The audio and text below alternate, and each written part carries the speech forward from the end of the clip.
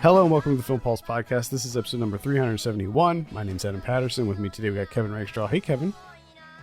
Hi. How was your 4th of July weekend? I watched Jaws and I drank some beer. Nice. So, good. Yeah. Man, that sounds like that's all you could want. Pretty much. I mean, the only thing that I might add to that is like cookout food. You know, some potato salad, some macaroni salad, some burgers and dogs on the grill. Oh. Yeah. I had shrimp and grits. So I didn't have the other thing. Oh, okay. I had shrimp. But, yeah. I actually had shrimp yesterday, too. Holy shit. Did you watch Jaws? I didn't. I should have. Well, my day was better than yours. It was. So fuck off. Without a doubt. This week on the show, we have 2 reviews lined up for you with Relic and We Are Little Zombies. We'll also be going over someone watching on the watch list and new releases on VOD and Blu-ray. Thank you so much for joining us this week. Please remember to review us on iTunes if you get a moment. That'd be super helpful. A couple bits of housekeeping news. We're still trying to coordinate with Ryan and get a schedule going with recording. So I'm hoping that we can get back to a regular thing soon. I am in the midst of moving, so that's kind of taking up like all of my time right now. With that, I'm not sure that we will have an episode next week because I'm going to be in the middle of actually moving to a different state. So we're leaving on Saturday, so I don't think I'll be in a position to record. No, because it's going to take like 3 days to get down there. So stay tuned for that. I will send out a tweet with updates. With that, I think we can dive into our review. I was thinking that we could start with Relic. Yeah, both of these movies that we're talking about today come out on Friday on VOD. Relic is going to be on regular VOD. The other one that we'll be talking about in a bit is going to be on virtual theatrical, but I will reiterate that when we talk about it. Relic is directed by Natalie Erica James. I have a synopsis here. A daughter, mother, and grandmother are haunted by a manifestation of dementia that consumes their family's home. I guess I'll start this one off. I'm a big fan I'm a huge fan of horror movies, as you all know. I consume horror movies like it's going out of style, and maybe that's why I was not very taken with Relic. I thought that by and large, it was a pretty standard, very slow burn kind of supernatural horror movie. It felt like, I don't want to say that they were like biting off of Hereditary, but I think with movies like Hereditary, there was like a trend. And I don't know if it started with Hereditary necessarily, but we've seen this kind of trend in horror movies of late. And this movie to me just feels like kind of a more banal version of Hereditary, where you have like, I mean, it says it in the synopsis, and you know, like sort of what it all means, what it all represents, and you have this lineage of women in this some and the eldest is not diagnosed, but it seems pretty obvious that she has dementia, and some creepy stuff happens as a result. I just, for me, it just wasn't really anything of note except for the end, which we can get into a little bit. Might even do like a little bit of a spoiler talk on this. But so anyway, my initial impressions were like kind of like meh, nothing too special here. What about you, Kevin? What were your initial impressions? Yeah, I'm pretty much right there with you. It's a slow burn. But, I mean, which I'm not against slow burns by any means, right? But usually with a slow burn, you have something, either atmosphere or, something that compels you, that engages you. Little breadcrumbs, just a little bit of a hook that keeps you engaged. Something. Like, something's not right here. What's going on here? I love slow burn horror movies. I think that those are some of the most effective ones when there is that buildup. The slow burn here is really nothing because from the outset, you know what's going on. Like, she has dementia. And you know that most of the stuff that's happening is either from her not knowing what she's doing in the middle of the night, or this, this spiritual manifestation of dementia. So like, and there's just so much of nothing, and it suffers from one of the things that really irritates me in movies, and especially horror movies, because it's just done so often.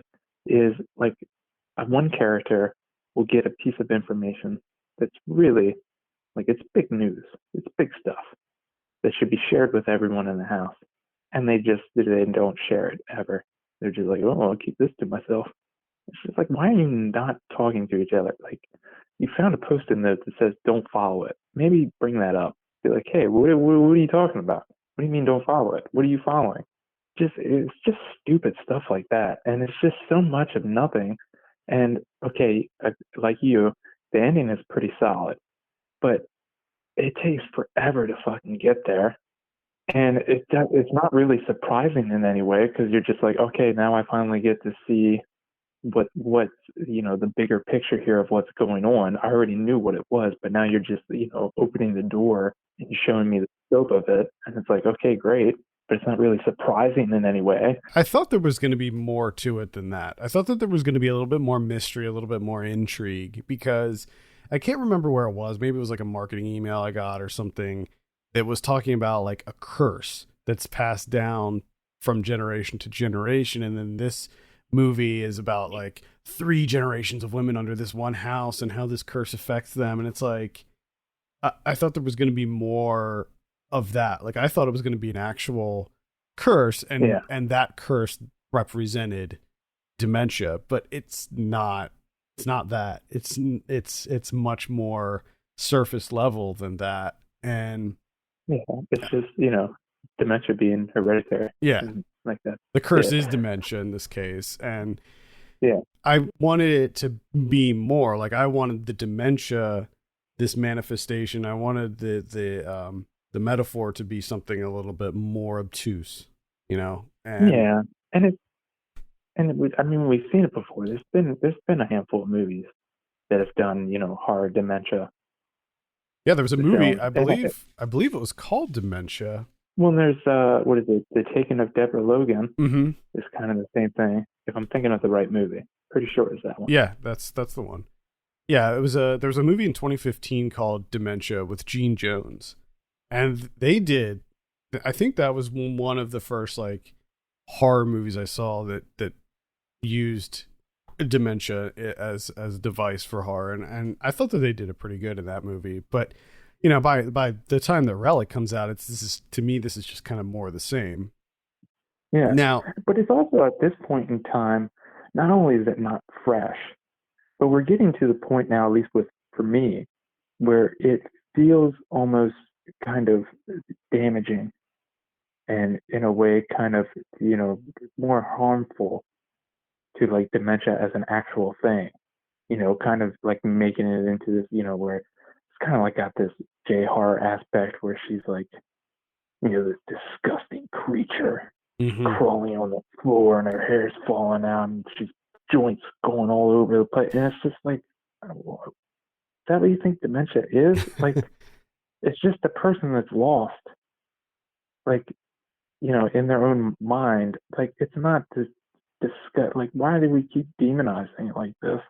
I think that's where the horror aspects of it come from. They make it slimy and gross and ugly and violent and scary, when you don't necessarily have to do that, because dementia in and of itself is horrifying. Like the idea of losing one's mind. And I think that there are probably really interesting visual representations you can do to show dementia and make it horrifying without going to the old tried and true, like, gross naked old person, Yeah. And that's where it's kind of getting old, and it kind of feels more so insulting than anything. Now, I do like what they do here, where they have kind of like the mirrored house that's like deteriorating.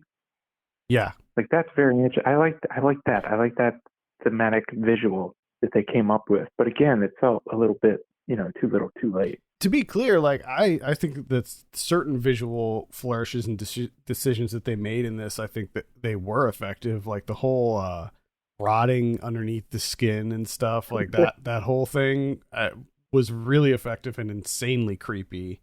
I mean, there were a few moments of this movie that like genuinely made my skin crawl, and it almost turns into like a body horror movie at one point. Yeah. And like there are several things in this where I'm just like, oh, very made me shudder.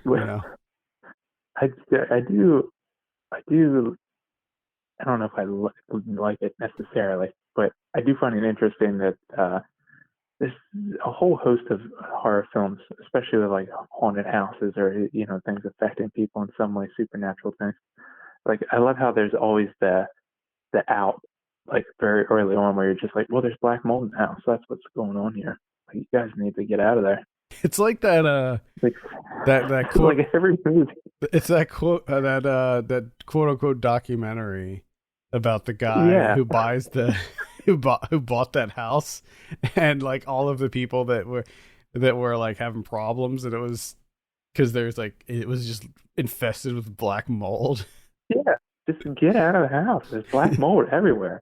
I did think that there were a number of really interesting sequences. Unfortunately, almost all of them came at the very, very end of the movie, and I think that everything leading up to that was just very bland and sort of paint by numbers. And I thought that the characters themselves were very one note, one dimensional, and not very complex either. I mean, you have Emily Mortimer in here as sort of the mom, and like she just didn't really have much to work with. Robin Nevin was the eldest one. She was the grandma, and then you have Bella Heathcote is the youngest one, the granddaughter. And none of them really had anything to work with. Like, I just didn't think that any of them did anything interesting. I mean, obviously Robin Nevin playing the crazy grandma had the most to do, but even her character was, I thought, inconsistent in that, like, I didn't really get the sense that it was someone slowly succumbing to dementia. It just seemed like she was kind of evil from the get-go. Like, she never seemed nice. She never seemed like herself. And I don't know, I just wasn't really buying into any of the characters' motivations or anything like that. Yeah. So it's unfortunate. I do want to highlight, I actually don't think we need to go into spoilers for this, because I think that we both sort of articulated what we thought of the effects work and stuff towards the end, but they do use it's all practical effects, at least from what I could tell, and they do some really interesting sort of animatronic work in it, which was a huge surprise, and I thought looked really good. Yeah, no, I definitely agree with you. That's what I mean. That's the thing that's difficult with this movie is like the last, I don't know, 15 to 20 minutes maybe is really, really good. But unfortunately, it's an hour and a half long. So a large majority of this movie is like really just extremely bland. Just really, really bland. Yeah, it kind of sucks because I really do think that final act is worth watching. But yeah. But the thing is, like, is the rest of long. Is the first 2/3 of the movie even necessary? Like, I would argue that it's not really necessary. I mean, you could boil that first 2/3 down to like a 5 to 10 minute sequence and still come out of the movie feeling the same way and getting the same amount out of it. Yeah, because I mean, you don't really even need it if you read the synopsis beforehand. But even then, at the end, with even that during that last sequence, I think you can surmise that we're talking about dementia here. Yeah, like that's the only thing that you need to know is that, and that's the irritating thing about this movie is like all that setup is like I don't know if they're trying to hint towards dementia or having you like kind of guess or second guess whether it's dementia or something else that's going on, but I never really got that sense. It's just from the outset that this is dementia and this is a stand-in for dementia. Yeah, I mean, the synopsis says it. I knew it before, like, going into the movie, I knew what it was. And even from, like, the opening moments, I mean, the reason that the two of them are there is because she goes missing and she's, like, found wandering. So it seems incredibly telegraphed from the very beginning what this all represents. And at first, it seems like, as I said before, that they're hinting at something else, like some sort of other nefarious, malevolent force in their family, but no, they don't go. They don't go there with it. That's Relic. I really can't recommend it, despite the strong finale. Also, let's put a moratorium on bathtub sequences. Like, I can't tell you the number of horror movies that involve a scary bathtub sequence, and it's just like, unless you're going to come up with something completely new and bold, let's just end it. Yeah, because we all see it coming. I'm sitting at like maybe like a 4 on this one. Yeah, I think I might go like a little bit. I might go to like a 4.5. There you have it. IFC is putting out Relic on Friday. Let's move on and talk about our second movie, We Are Little Zombies. This is directed by Makoto Nagahisa. Synopsis states, 4 Japanese orphans form a rock band. Keeping it simple. Yep, keeping it brief. Yep. Keeping it simple. That is a true sentence. Mm-hmm. Now, Kevin, we'll start with you on this one. What did you think of We Are Little Zombies? This is, it's a debut right off the bat. Keep that in mind. So it's a little bit unwieldy to me. Like there's a little bit too much going on. Like, swinging for the fences here, straight out the gate with this first movie. And when it works, it works. There's plenty of sequences that work really, really well.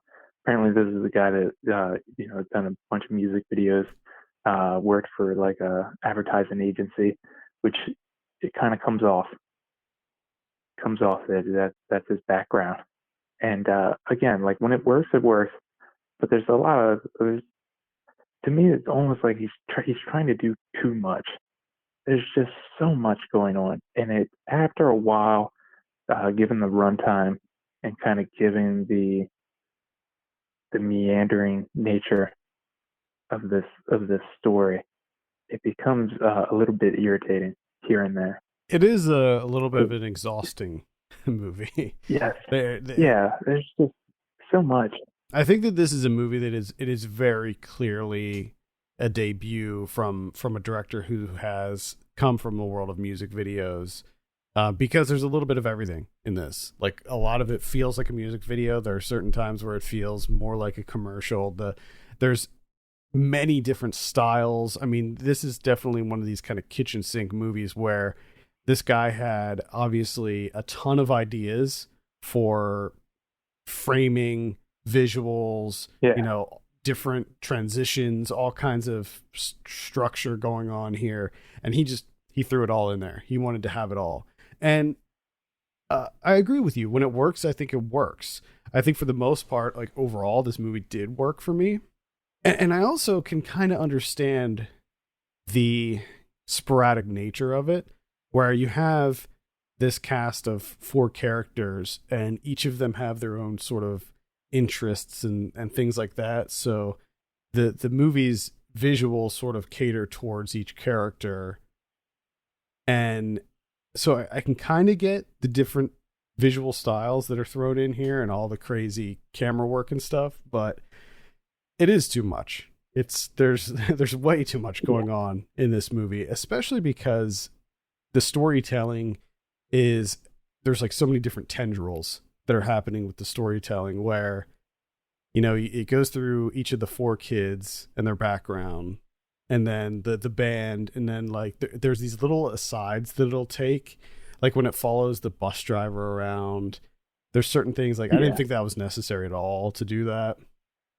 No, and that's where it gets kind of irritating, is because you have so many different styles for all these little tangents in the main storyline and this and that.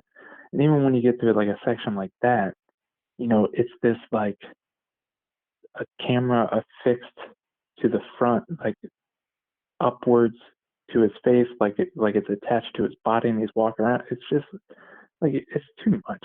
There's just too many different styles going on for just really superfluous things. Mm-hmm. Yeah, I would like. So this was this was shot on an Arri Alexa as its main camera, but some scenes were shot with GoPro, some scenes were shot with an iPhone. The formatting is all over the place. It's for people who like consistency in their movies. This is not it, because this movie is frantic, but it's also very creative, and I think that a lot of the visual styles are fun and interesting and kinetic, and they fit the story in really kind of fun ways. So yeah. I don't have a lot to complain about as far as that, but it is a bit too much at times. Yeah, I think the main thing that gets me is you essentially have this movie broken up into thirds. With the first third is just the like assembling the team and introducing everybody, and kind of like a little bit of their backgrounds in 4 chapters, you know.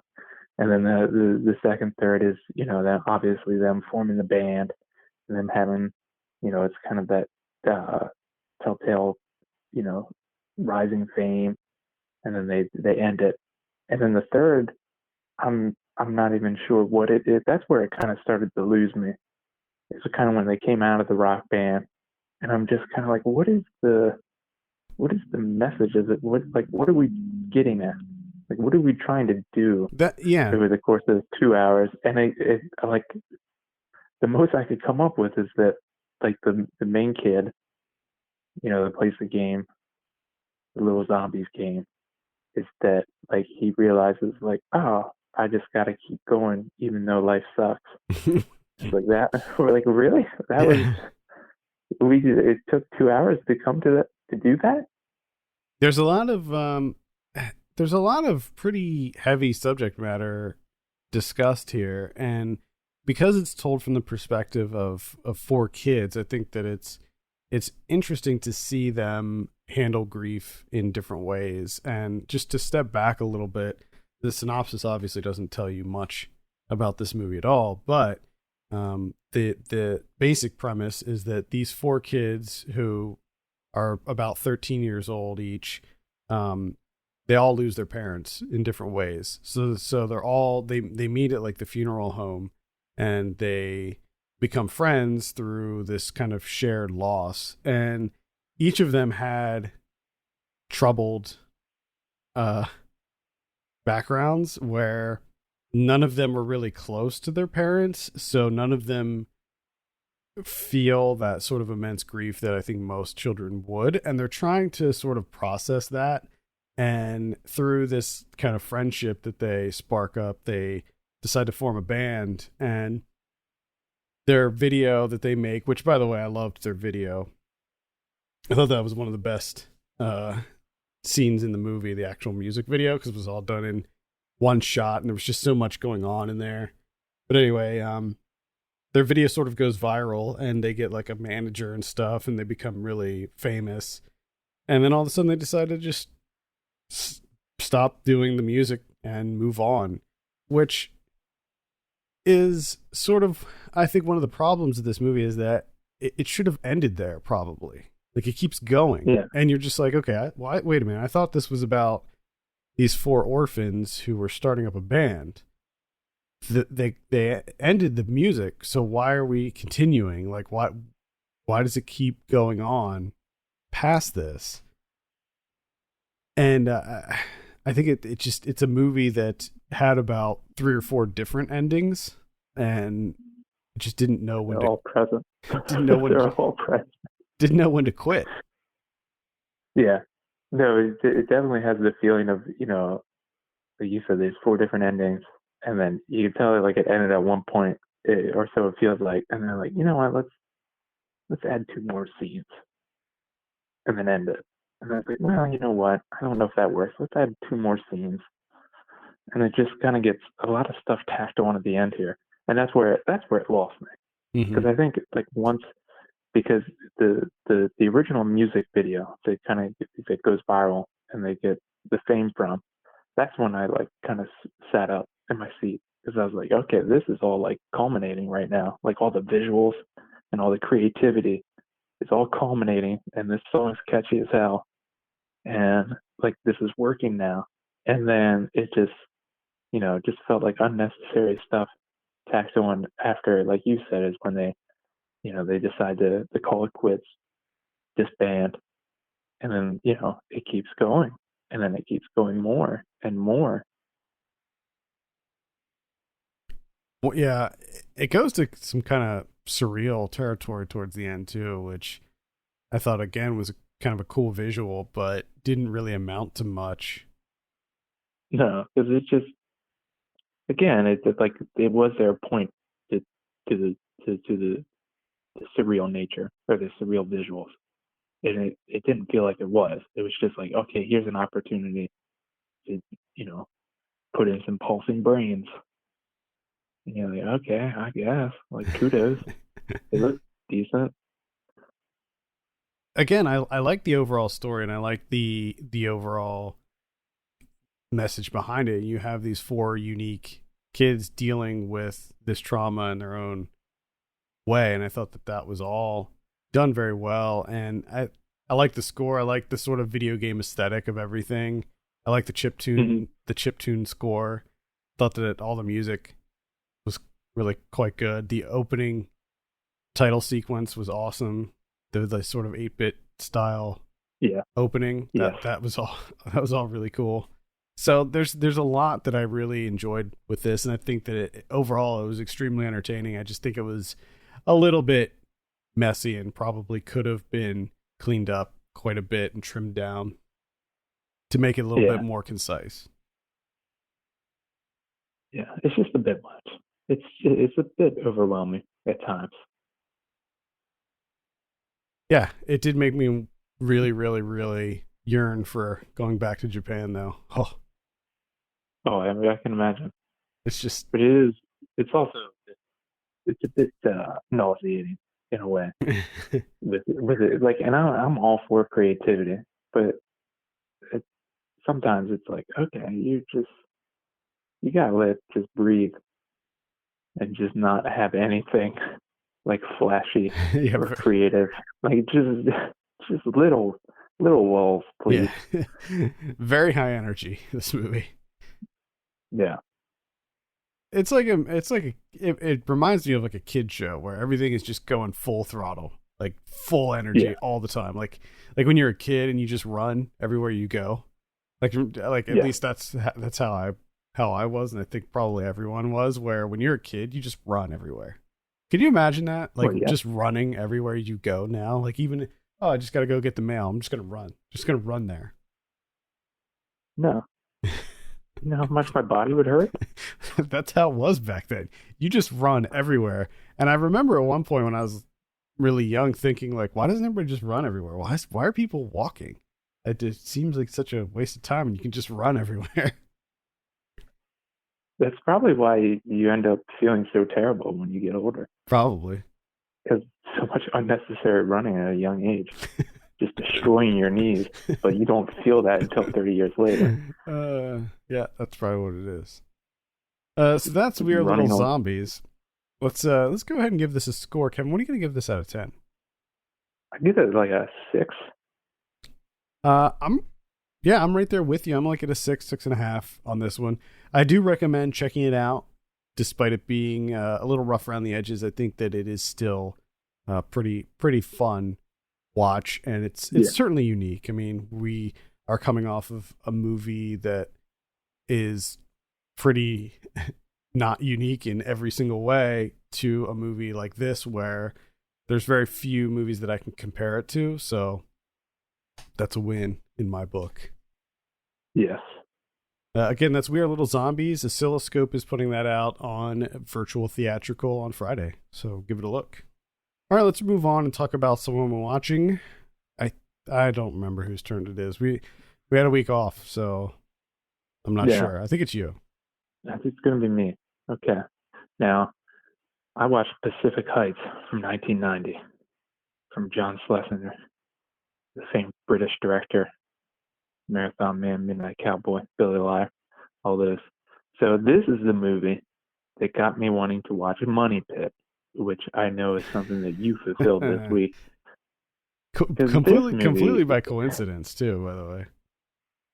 But it was like ever since I watched this movie, I was like, God damn, I want to watch Money Pit. I know I loved that movie when I was a kid. Yeah. I need to see it again. And the reason for that is this is Matthew Modine and Melanie Griffith. They buy a place in San Francisco that they can't afford. They buy this beautiful house.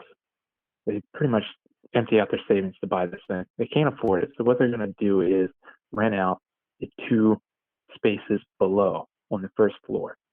They're going to make them into two apartments and rent them out, right? So they rent out the first one to this lovely Japanese couple. I mean, picture perfect tenants, right? The other one they rented out to, unfortunately, is Michael Keaton, who's a con man. And this is where it gets ridiculous because Michael Keaton, like, this is all he does. He just goes around and kind of swindles people out of their properties. He becomes a tenant. And the way that this movie's set up is it suggests that tenants hold all of the power in this agreement and that all of the laws in a state are on the side of tenants and they can just do whatever they want. And the landlords just, they are just simply unable to do anything, just completely powerless in this situation, he's insane, right? Like he's changed the locks on his apartment. No one's allowed to come in. He's not paying any money whatsoever. He never does once. He's tearing his apartment apart, just tearing everything out, floors, fixtures, everything, just ruining. He's cut a hole into the other apartment. He's releasing cockroaches into that apartment that they had to essentially, forcing the Japanese couple out. And Matthew Modine and Melanie Griffith, there's nothing they can do. It's just they got to deal with it. He has all the rights.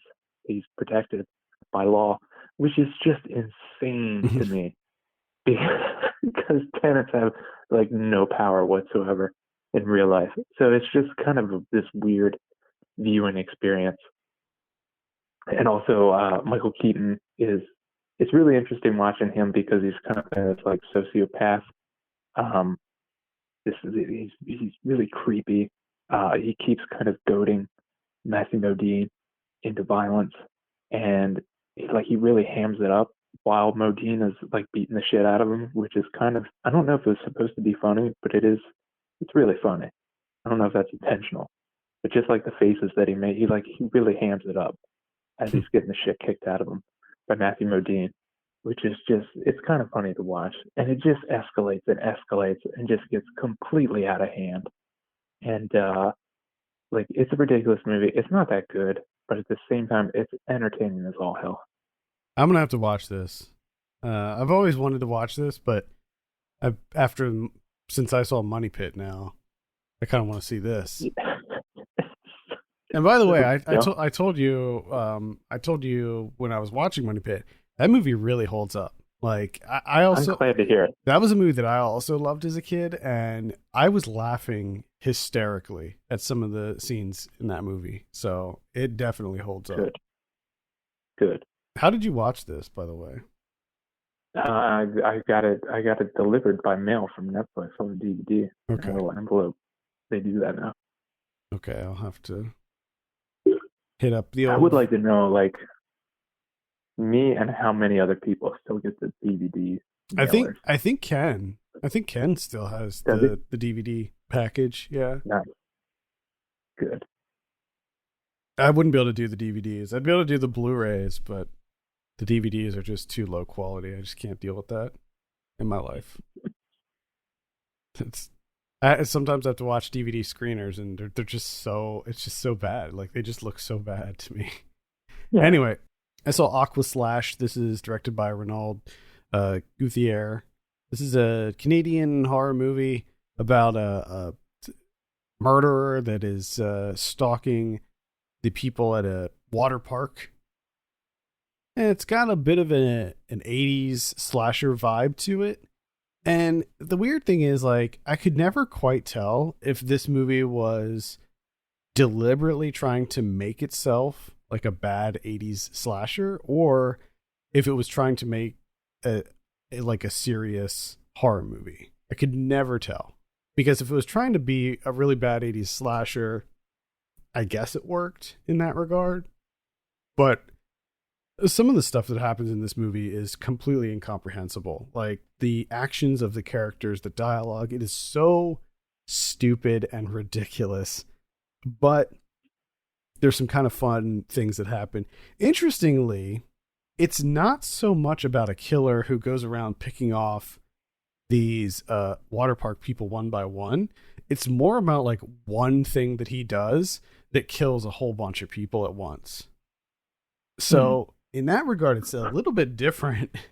I'm not going to say what it was, but it was effective. Like the thing that he did was kind of crazy, but for everything else, it was just bad. It was just a very bad, low budget slasher movie.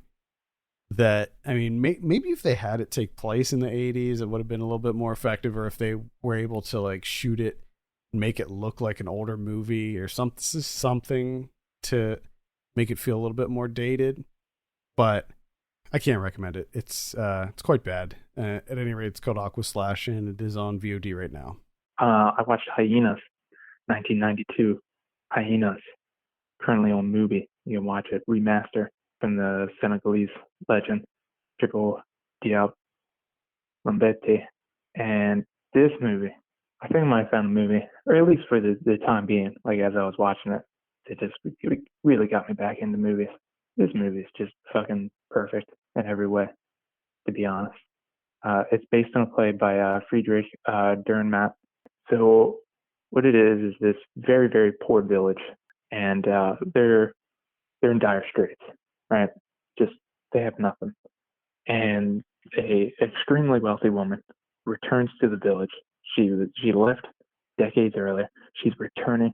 She apparently has infinite cash flow, just so much capital that she's willing to inject into the village, just to help everyone out. Business is going to be booming, going to take care of everything. She's actually lost like body parts and has them replaced. Like her one arm is solid gold and her one leg is solid gold, just to give you an idea of like how much money she has, right? So she comes back, and of course they're going to try and cater to her every need in order to get some money, to get some help.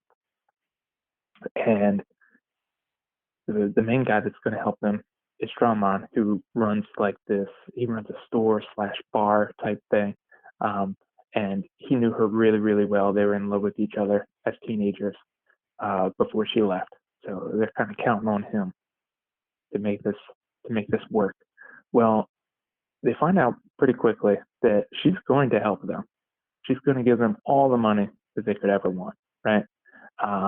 And in exchange, she gets to buy the court. And the only thing that they have to do is kill Drama. That's it. The town just has to kill him, and they can have everything that they want. And at first, they're like, absolutely not. Solidarity. He's our friend. He's been here forever. Such a great personality. Such a great guy. No way. We're not doing this. And so it kind of plays into this like consumerism, neo-colonialism, and solidarity's like fatal flaw is like the longer that this goes on, she kind of keeps like floating them credit, and they get to like experience what it's like to have money and like all these great things, wonderful things, and their lives are so much better now. And they kind of realize like, oh, you know what? We could kill Trauma. I mean, he did do a bad thing. So we could get rid of him and just live like kings. And it's got a wonderful mix of comedy and drama. The score is incredible. The costuming is incredible. The locations, the shot compositions, like everything about this movie is just, I don't think I would change anything. It's perfect. That's Hyenas. Glowing praise. Yeah. Oh, it's so good. Man. Well, I hate to bring things back down, but I did see Eurovision Song Contest, The Story of Fire Saga. Oh, God. This is directed by David Dobkin. And it's what we thought it was, isn't it? It's exactly what we thought it was. The trailers for this, as I said last episode, made it not look funny at all, and I can definitely say that it is not funny. There's maybe a couple moments here and there that made me chuckle a little bit, but no hearty laughs to be had here. Will Ferrell just kind of phones it in. In fact, he's the worst character out of all of them. You have Rachel McAdams in here. She's quite good. Pierce Brosnan plays Will Ferrell's dad in it. He's this kind of gruff fisherman in this small Icelandic village that they live in. Dan Stevens plays this like Russian pop star. So you have good people in here in kind of silly, fun roles. But the movie itself is just not very good. It's 2 hours. It's over 2 hours long too, which is insane. No. It is insane. Absolutely not. No. So, yeah, big pass on Eurovision Song Contest. I liked the scenes that took place in Iceland. I'm a huge fan of Iceland. I actually got married in Iceland. I love the country of Iceland, but even, it's really hard not to shoot Iceland and make it look beautiful. But it's like this movie is trying to make it not look like the beautiful place that it is, even though it doesn't really succeed. It still looks gorgeous in this movie, but it's like they're trying to make it kind of an ugly, overcast place. Trying to ruin everything. That's just, no, thank you. Hey, don't worry. Don't feel bad, because I watch bad movies too. And one that I watched is At Brighton Rock. Oh, yeah. I saw this. You also watched, directed by Roxanne Benjamin. I got tricked into this one because everything made it seem like this was like a nature survival horror with a bear. And there's no bear. Nah. There's no bear until the end. The story of this makes absolutely no sense whatsoever. Like it's just such a waste of time. And it's much like Relic, where there's just like this slow burn to absolutely nothing. I mean, at least with Relic, you had a pretty fantastic finale. The finale is just like, are you serious? Like that, what was the point? Why did we do any of this? Like, how are you able to get people together with equipment and just, all that time and resources, money, everything for this? Like, it's just so bizarre to me. Yep. It's just so pointless. And it's crazy because then I read that she's doing the remake of Night of the Comet. Which it seems like a bad decision. I don't know if I would remake that movie. No, because that movie only works because it's the 80s. Exactly. That's what makes Night of the Comet work, is the fact that you can't replace that 80s aesthetic. I mean, the look, the music, the clothing, like the radio station, like all of that stuff makes that movie so uniquely of the time. Because it's not really even a good movie. It just works because of the 80s. Mm-hmm. Boy, do I love that movie. Oh, I don't know. I would be curious to see how that's going to turn out, but probably not great. She did a segment on Southbound. I'm not sure which one, but I remember enjoying all of the segments of Southbound, and she did a segment on XX too, which I did not like that, but I thought some of the segments were okay. And I'm not sure. Yeah. I'm not sure which of the segments she did in that one either. All right. Well, yeah, that's Body at Brighton Rock. I also can't recommend that one. I saw Blood Games from 1990. This recently got released on Blu-ray from Vinegar Syndrome. It's directed by Tanya Rosenberg. This is it's sort of a rape revenge story about a an all women's baseball team who, it says softball, but they're very clearly playing baseball in the movie, so it's baseball. Yeah. It's an all women's baseball team who they're traveling around, making money. They're playing other teams, and they go to this like kind of podunk town, and they just beat the snot out of this other team of all men players, and they're pissed. You know, they're not happy that they got beat by a bunch of girls, and they go to leave town, and their bus breaks down, and two of them get attacked by some of the players, and they end up killing the guy, and the players end up going after the women and trying to like hunt them down, and one of the women ends up getting brutally raped by some of the men, and it sort of just turns into this like cat and mouse game. It's pretty good. I honestly could have done without the sexual assault angle. Like, the movie would have worked fine without it. And the weird thing is, like, the movie, it doesn't have as a very dark tone to it. I mean, there's like murder and stuff, but it all feels sort of intentionally campy. But then you have this really brutal rape scene, and it just doesn't feel like it fits with the rest of the movie at all. So I would have completely eliminated that scene, and the movie, it still would have worked fine as is.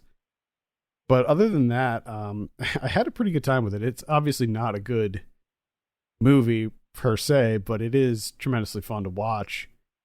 Just to see these women just beat the shit and kill out these like rednecks. It's kind of fun. So, Blood Games, out now on Vinegar Syndrome Blu-ray. Also, Tanya Rosenberg, for some reason, she just sort of disappeared after this movie, and I don't know why. And I feel like that there are so many female directors that this happens to them, where they direct one movie and they just disappear, because, you know, with male directors, I feel like Hollywood lets them fail up all the time. And with with female directors, if they don't have like a blockbuster on their hands, they're done. Well, and also too, it's just as simple. Even if their movie does make money, like if they're too assertive, like people won't work with them. Yeah, you know what I mean. Like it's just yeah, and that's the difficult thing about like the history of cinema. It's just littered, not only with women but with color too, where you'll watch a movie and be really excited, like, oh my God, I'm going to check out everything they made. And you hop on IMDb and it's like 2 other titles. Yeah. Maybe. And you're just like, oh, are you fucking kidding me? It's crazy. And I mean, obviously Blood Games isn't an amazing movie, but it was different. I mean, it was something that had sort of a different style, a little bit of a different tone for the time. And I don't know. I don't know the reasons behind why she didn't direct anything else. Maybe she voluntarily left the industry. I'm not sure, but I feel like I've seen this so many times in the past that something must have happened where she just couldn't get work anymore and left because of that. Yeah, that's all I got. Besides Jaws, which guess what? Still good. Still great. Jaws is great. That's like an annual watch for you these days, right? Yeah. My wife is obsessed with Jaws. I love Jaws too. Jaws. That used to be an annual watch for me. I think I'll have to bring that back. 4th of July, dude. It's perfect. Oh yeah, perfect. Yeah. Crack open some beers. Especially now. I mean, I'm sure that most of you have seen people referencing the mayor of Amityville on on Twitter. Yeah. With COVID. Dude, it's a different watch this year. Yeah. Compared to other years. Definitely a different watch. With the unfortunate passing of Carl Reiner this week, I decided to catch up with a couple of his movies that I've never seen before. The first one being Summer School from 1987. And this stars Mark Harmon and Kirstie Alley. And this it's a pretty fun, light kind of high school romp. It's about this gym teacher who he's getting ready to go to Hawaii for the summer. He and his girlfriend are going to go to Hawaii, have a great summer vacation in Hawaii, but then guess what? He's got to teach summer school. No, come on. And not only that, but it's the kids who need to pass remedial English, so they're like the dumb kids and the bad kids. Oh. Now, it goes to the same places that you would expect, where, you know, it's a teacher where at first he doesn't care about the kids don't care about him, they're not listening to him, and he doesn't mind. What he does when he first starts, he's like, let's just all go on field trips every day to the beach, and he gets in trouble for that. And then, like, eventually he starts to get through to the kids, and he starts to want to teach them, and they all have to pass this exam at the end. And, you know, it's all pretty standard stuff, but it's quite funny, and it's really enjoyable. And I liked it quite a bit. This is one that I could see myself revisiting in the future, because it's just a good time. It's good, light fun, summer fun. The other one that I saw was Summer Rental from 1985. Now, this stars John Candy as Jack Chester. He's an air traffic controller, and he's like been working for like 15 years as an air traffic controller, and he's never had a vacation. He's like addicted to the job, and he gets burned out, and he ends up like freaking out and almost crashing a plane because there was a fly on his monitor and it was like hiding the plane. Yeah. So his work says you need to take a vacation. So they force him to take the summer off. So it's like a 5-week vacation, and he decides to go to Florida with his family. And it's just just a series of horrible situations that John Candy gets himself into, and it's really funny, and I enjoyed it tremendously. A lot of people didn't really like this one, and I don't know if it was just like I was sort of yearning for a movie like this. I don't know if it was because I haven't watched a John Candy movie in several years and have been, you know, unconsciously yearning to revisit a John Candy movie, because that could be the same. But man, I think that's how it is. Like if you're a John Candy fan and you haven't watched the John Candy movie in quite some time, and you're either craving one or you just kind of happen upon one, like you're automatically gonna like it. I think just his presence alone, yeah, you enjoy yourself. And for some reason, like I didn't know that, like I wasn't sure that he was the main character in this, but man, he is, and I'm so glad that I finally saw this, because I had a blast with it. It's dumb, like there's a lot of like silly things that happen, but overall, it's just so comical to me to watch John Candy have, like in the first scene, like the first day they're at the beach, he doesn't put sunscreen on, and he falls asleep, and for like the next half hour of the movie, he's just bright red because of the sunburn. Yeah. And then he like breaks his leg at one point, and he has this like giant inflatable cast thing on, and it's literally one thing after another. Like every scene with him, it's just a constant stream of horrible crap happening to him, and it's just so funny because it's just rapid fire John Candy reacting to a bad situation. And yes, I loved it. I thought it was just perfect. I thought it was so funny. Good. I might have to check that one out. Definitely. Yeah.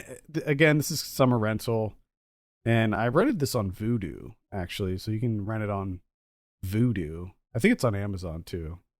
All right, let's take a look at what we have on VOD this week. On the 7th, we have Where Sleeping Dogs Lie.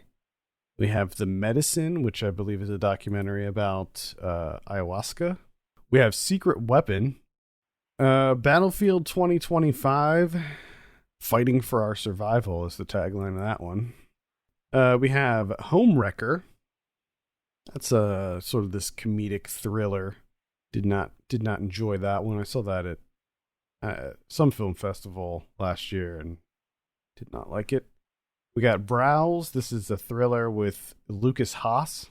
On the 8th, we have Mucho Mucho Amor. That's on Netflix. That's a documentary. On the 9th, we have The Beach House. That's on Shudder. I caught up with this just a couple weeks ago at the, the Chattanooga Film Festival. And I thought that it was interesting. It's kind of this cosmic horror story about these... it's about this couple who goes to this beach house and discovers that there's some kind of mysterious illness that has befallen people and sort of mutating them. And I think I might have mentioned it on the show. On the 10th, we have The Old Guard. That's going to be on Netflix as well. That stars Charlize Theron. Led by a warrior named Andy, a covert group of tight-knit mercenaries with a mysterious inability to die have fought to protect the mortal world for centuries. This is Gina Price Blackwood. Yep. Which is not... That's like completely different from what she normally makes. Yeah, it's a gritty, grounded, action-packed story that shows living forever is harder than it looks.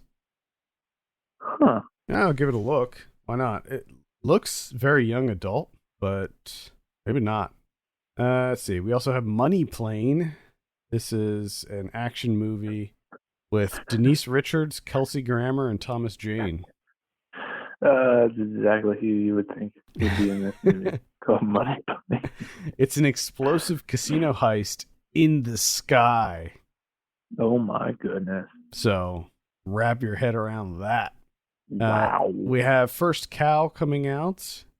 This is Kelly Reichardt's new one. Mm-hmm. What?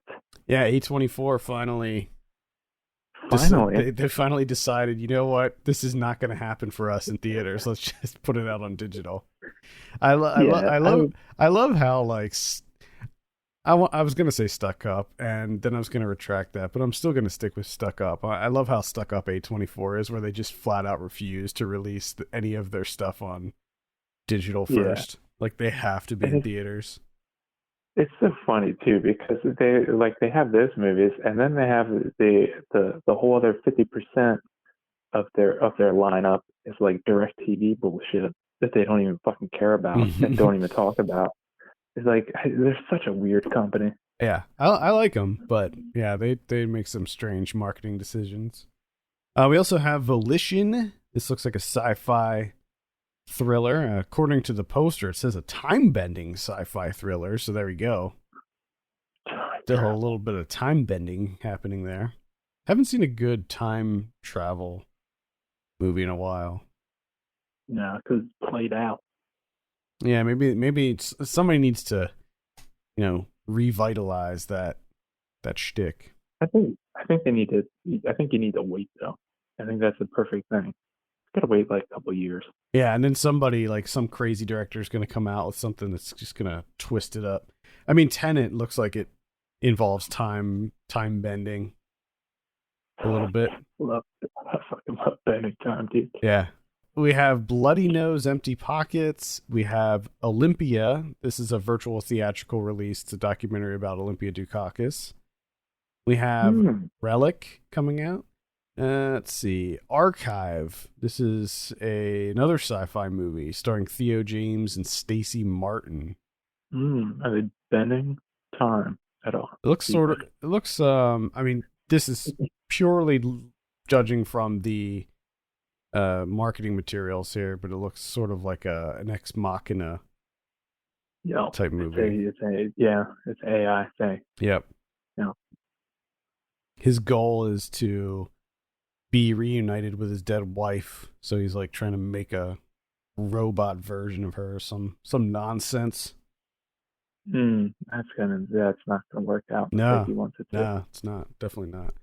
We have Deanie Bean is Dead. That looks like some kind of comedy. Love dies when you least expect it. Look out. We have Widow of Silence. That's a virtual theatrical release. We have A Deadly Legend. Not sure what that is. This is a real estate developer buys an old summer camp to build new homes. However, the property has a dark history that ties to a legend of supernatural worship and human sacrifice. Oh, hell yeah. We have Guest of Honor. That is a virtual theatrical release. That is directed by Adam Egoyan. Okay. Oh. I haven't seen him do anything for a little bit. And it stars David Thewlis. I like him. Wow. So I don't know. Maybe that's worth a look. That's pretty much it for VOD. That's a lot of stuff coming out this week. Yeah, it is. It's the new normal now. Let's take a look at what we have on Blu-ray. We have the complete Lindsay Baker Giallo collection. This is a box set from Severin Films. This includes Orgasmo, So Sweet, So Perverse, A Quiet Place to Kill, and Knife of Ice. Ooh, Knife of Ice. Yeah. I have not seen a single one of these. So I don't know, but I mean, the title Knife of Ice sounds pretty damn promising. Mm-hmm. We have The Day the Earth Caught Fire from 1961. We have The Flesh of the Fiends from 1960, starring Peter Cushing. Trolls World Tour from earlier this year. Spaced Invaders from 1990. I've been meaning to revisit that one. Spaced Invaders. Sci-fi comedy. We have P.O. Box Tinto Brass from 1995. Arrow's putting out Black Rainbow from 1989. There's a movie called Proximity that looks sort of like Arrow is also putting out Zombie for Sale. And Arrow is also putting out Inferno of Torture from 1969. Van Damme's Death Warrant from 1990 is getting a new Blu-ray release. Uh-huh. Sorry We Missed You from last year is coming out on Blue. The Wild Goose Lake is coming out. Neurosis from 1982. That's a Jess Franco film. I've been meaning to watch more Jess Franco movies.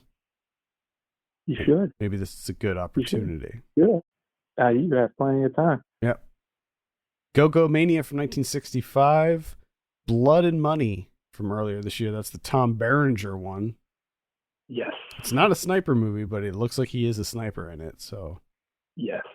Ozone from 1995. What is this? While ambushing a drug dealer, Detective Eddie Boone is injected in a fight against the dealer with a new drug called ozone, which transforms the users into powerful zombies. Yes. Excuse me? I'm looking at the cover here, and it looks like there's all kinds of really cool looking, it looked like a Nightbreed style thing going on. I'm definitely adding this to my list. This is a must-see. It's right up my alley. Absolutely must-see. Hope Gap from earlier this year is coming out. That's the one with Annette Bening and Bill Nighy. Beelzebooth is coming out. That's on Shudder, so you can, if you have Shudder, you can watch it on there. Yeah, save your money. Herschel Gordon Lewis's Blood Mania. And that's pretty much it for the major releases. What about Criterion's this week? Oh, we have Byron Haskins, The War of the Worlds from 1953. New restoration, new soundtrack, new commentary. Or I should say commentary from 2005. You also get the radio adaptation, directed and narrated by Orson Welles. The one that kicked it all off. Mm-hmm. The one that sparked the frenzy. Oh boy. Got that World of War fever. Oh my. All right, cool. Yeah, that might be worth checking out. I feel like I've listened to at least most of the War of the Worlds, the radio thing. Like I feel like there was a class that I took in school where we listened to it.